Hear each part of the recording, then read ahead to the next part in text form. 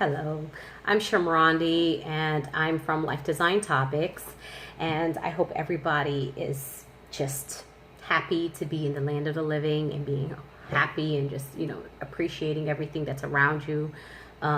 This video is going to be about grace, having grace, and really what that means, not so much in like the religious sense, but grace. What I found to be really important that I wanted to quickly share with you is taking the time to be present. I myself did not even learn about the importance of being present. It's like you hear it, right?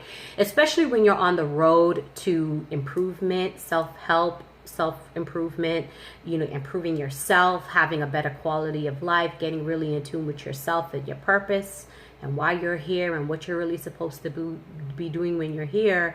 What happens is that somewhere along that path, some of us, it happens really quickly. And for some of us, it takes years to realize that, wait a minute, what these people are talking about when it comes to being present, I haven't been doing that.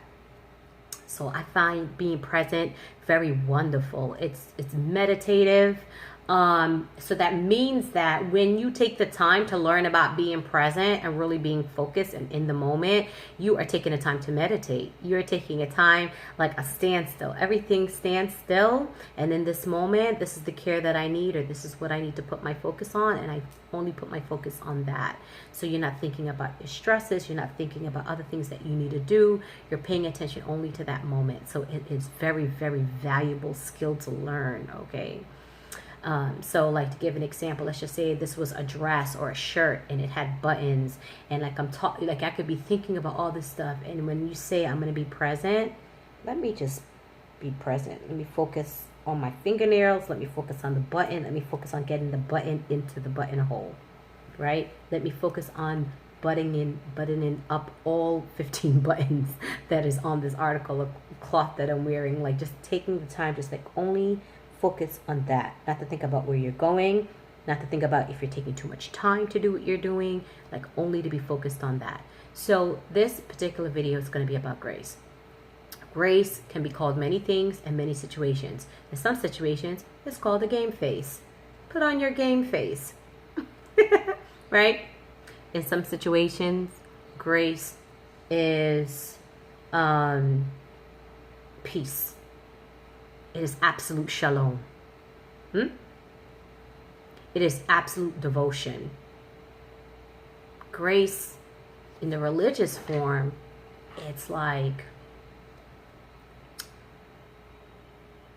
God, I luck, right? In a secular term, it'll be luck, right? But in a religious form, it's just grace. It is a pass.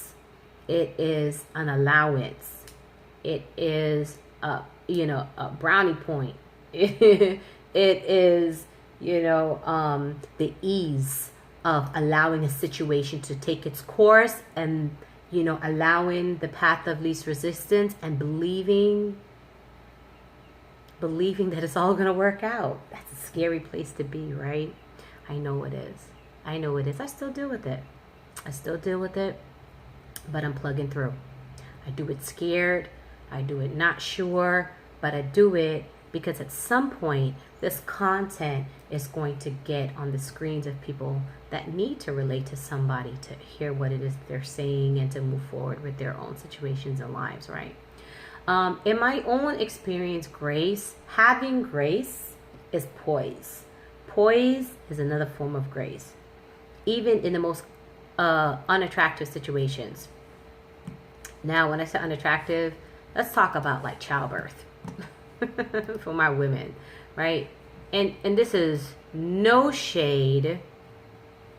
This is no shade on those who have taken the route of getting assisted births or getting anesthetized births, drugged births, undrugged. Maybe drug is not the right word. Maybe it's an ugly word. But assisted births, or, what they think the path of least resistance is, unnecessary C-sections, that kind of thing, right? in a case of childbirth, for me, grace operated in a way that where I was able to keep my calm. I was able to keep my calm, and because I was able to keep my calm, I was able to advocate for myself. Right? Now, I have more than one child. You know, I've had C-section. Sure, I've had that done. And there was many things that led to it having to go that way. And part of it was where I physically was, where I geographically was. But at the time, it was the best thing for me to do, right? But I also had a natural birth, right? My first pregnancy, my first child was born in a natural birth, right? Some people may not call it a natural because it was a natural birth, but it was still assisted.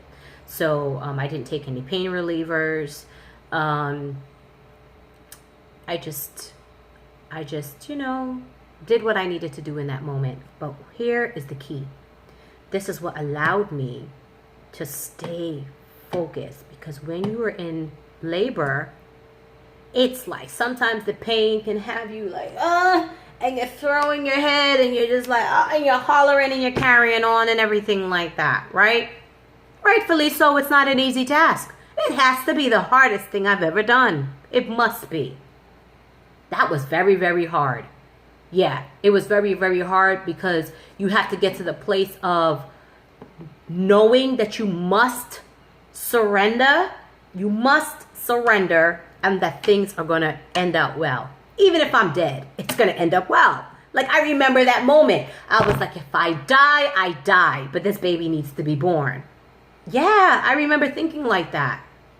You understand? It took some surrendering. But it also took knowing that I have to be aware of my environment. And for me to even get to that place of having grace, what I needed to do was prepare myself. It was a lot of self-education. I committed no less than 2 hours every single day for a solid 4-month period of my pregnancy to educating myself. Every day. If it wasn't self-care to like just know I need a rest and be on bed rest and like watch a video or watch a movie, I did that.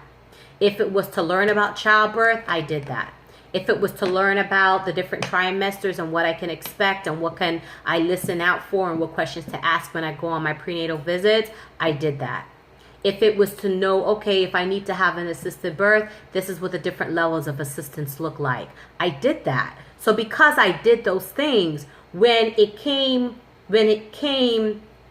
time for me to be presented with my options in a highly stressful moment, I knew how to advocate for myself. And I allowed myself to be in a place where I could be trusted to advocate for myself. That's very important when it comes to childbirth, is that you have to remain in control of your outer emotions and behavior so you could then be trusted by all of the professionals around you, everybody that went to medical school for 8 years. You have to be in a place where I can be trusted even in this highly mechanical environment to make a decision that is best for my birth plan. It's an amazing, amazing place to be. And one tool that I tell anytime I meet somebody or anybody that's close to me and they're going to have a baby, the one tool I leave them all with is you can't holler if you don't open your mouth. It's profound. It's more profound than just you being brave. Because you can be brave and be carrying on and stuff like that, right? There's moments for that. But knowing that if I am not just hollering and screaming and carrying on, like where I come from, we would say, oh, she was hollering like a cow. Because cows can holler. They're all, you don't know if they're in pain half the time, or you know, when they themselves are going through delivery of a calf, it's like it's not a pretty thing. It's not quiet. It's not a quiet situation, right? But in this time, you have to, especially when you're just laboring, you have to keep your lips together and focus and be present in the moment. In this moment, I need to inhale in that moment, I need to exhale. That's really what needs to happen.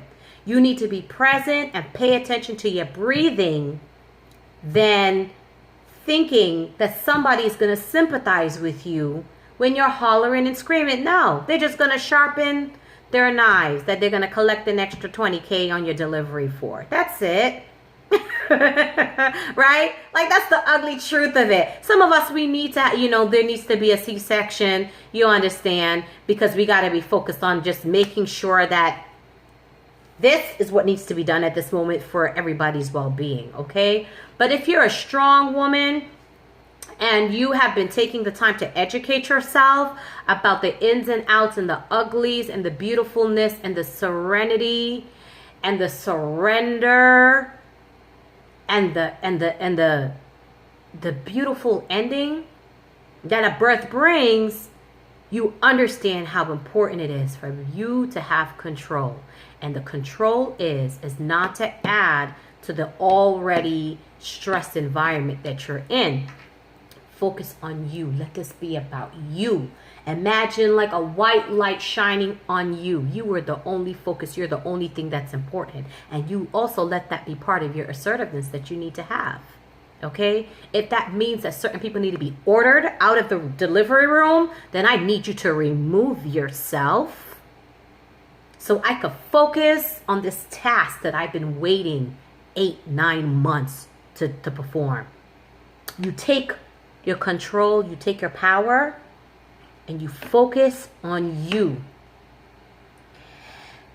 For you to be able to do that and to advocate for yourself and command folk out of the delivery room, you have to be somebody who ain't hollering and carrying on and not being in control of the fact that I have to expect this wave of contraction to come. You must expect the wave of contraction to come. And you have to believe that the contraction is going to pass. Right? And you got to understand the importance of the contraction.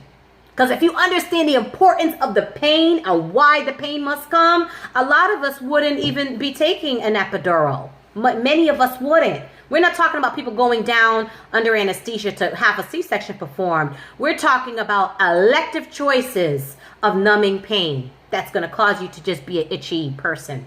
Right? That's what we're talking about. So grace is important. I remember, from that birth story that my midwife, because I had a doctor, I did, and he had a midwife that worked at his office. Awesome people out of Brooklyn. If you need that direct information, I can give you that information, right?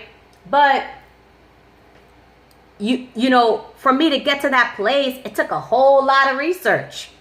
It's like, okay, this is the doctor, or this is the birth center, or this is the route I'm taking, this is my backup hospital. How many births does this hospital do in a year compared to everybody else in the city? What does that look like? How can I get there? Can I get there safely? Once you kind of like answer a lot of those questions and whys in yourself, you are setting yourself up to be prepared. And when you set yourself up to be prepared, you're also giving yourself permission to operate in grace. And that is to be in control. The worst could be your husband, could be doing the worst stuff going on around you. And you operating in grace. Still choosing to conduct yourself in love and speak to him in love or do the tasks in love. But shoring up yourself, like not letting anybody invade the personal space that you need to take care of yourself in that moment, that's good. That's operating in grace, right? Be selfish if you need to be selfish. All right, guys? So I do offer coaching, and if you need us to talk and get to that place, help you get to that place where you can find grace to go through some of the seasons of life that you're experiencing or that you're anticipating, I'm here for you, okay? You could contact me or send me an email, and then we'll move forward. I will send you out an invoice, and then we will work on your plan. We'll create a plan for you, and we will take care of everything, all right? Because in the end, I just want you to have success. Because if this is part of your self-care, and when you put the effort into your self-care, then you set yourself up to be able to help those around you that need your help. Okay? But it does start with being selfish. It does. It's a selfish thing. Self-care is selfish, and that's all right. All right, you have permission to do so. This is Shamrandi from Lide Design Topics, and stay well, be blessed. Take care.